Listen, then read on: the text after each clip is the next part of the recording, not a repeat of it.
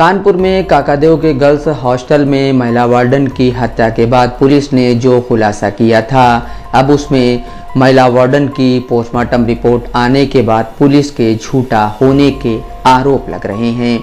Media reports के मुताबिक warden के साथी टिफिन सप्लाई करने वाले अर्जुन यादव उर्फ कुलदीप ने ही हैवानियत का गंदा खेल खेला था। नशे में धुत होने के बाद वार्डन को पूरी तरह से निर्वस्त्र करके रेप किया, फिर चाकू से प्राइवेट पार्ट में हमला और सिर पर किसी भारी चीज से वार करके हत्या कर दी। जबकि थानेदार से लेकर पुलिस अफसर बीमारी से मौत की बात कहकर मामले को दबाते रहे। प्रत्यक्षदर्शी नाबालिग बेटी चीख चीख कर कह रही थी कि मेरी मां की रेप के बाद हत्या की गई है, लेकिन पुलिस ने उसे भी अनसुना कर दिया। काकादेव कोचिंग मंडी में छपेड़ा पुलिया के पास महेंद्र गुप्ता का निजी गर्ल्स हॉस्टल है। इसमें करीब 28 लड़कियां रहकर पढ़ाई करती हैं। हॉस्टल की देखरेख के लिए 35 साल की महिला वार्डन 2 बच्चों के साथ चौथी मंजिल पर बने टीन शेड में रहती थी। 13 नवंबर की शाम को महिला खून से लथपथ हालत में अपने कमरे में मिली थी। परिवार के लोगों ने उन्हें एक निजी अस्पताल में भर्ती कराया, जहां से उन्हें गंभीर हालत होने के चलते हैलट में एडमिट कराना पड़ा। हैलट में बुधवार की देर रात महिला की मौत हो गई।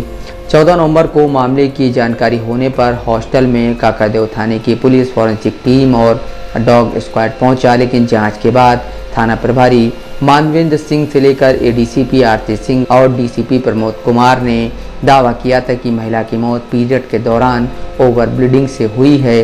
उसे इससे पहले भी ओवर ब्लीडिंग हुई है, लेकिन बुधवार को वार्डन के शव का पोस्टमार्टम हुआ तो मामला कुछ और निकला। पोस्टमार्टम रिपोर्ट के मुताबिक महिला का रेप, फिर प्राइवेट पार्ट में चाकू जैसे धारदार हथियार से हमला किया गया। उसके बाद सिर पर भारी चीज से हमला और बेरहमी से पिटाई की गई, जिसके बाद उनकी मौत हो गई। पोस्टमार्टम रिपोर्ट आते ही काकादेव थाना प्रभारी मानवेंद्र सिंह ने आनन फानन में हत्या की एफआईआर में रेप की धारा बढ़ाई। हत्याकांड में प्रत्यक्षदर्शी मृतक वार्डन की 14 साल की बेटी थी। जब वह कमरे पर पहुंची तो हत्यारोपी अर्जुन बदहवास हालत में कमरे से निकला और हॉस्टल से भाग गया। उसकी शर्ट खून से सनी हुई थी, दोनों हाथ में भी खून था।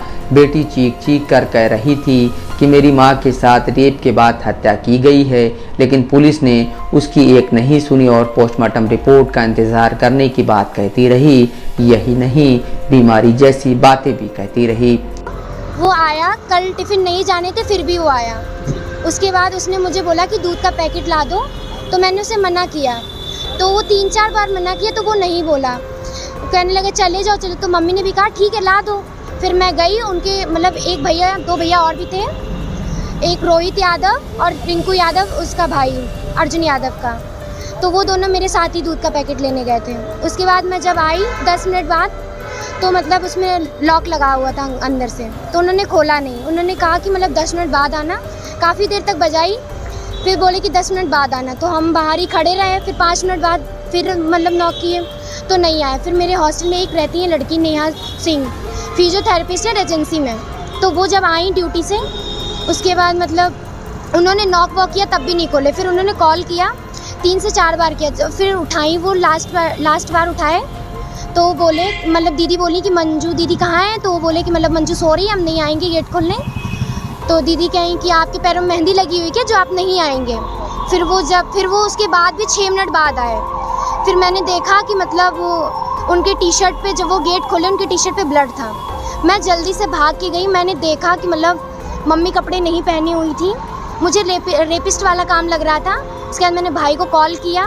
उसके बाद भाई को बताया मैंने जो कंडीशन थी। तो भाई ने बोला कि मतलब जाके पहले हॉस्पिटल जाओ, उसके बाद देखेंगे क्या होगा। माँ के शरीर पे कहाँ चोट थी, किस तरीके की चोट थी? आँख पे मारा गया था, बहुत ज़्यादा ब्लैक थी।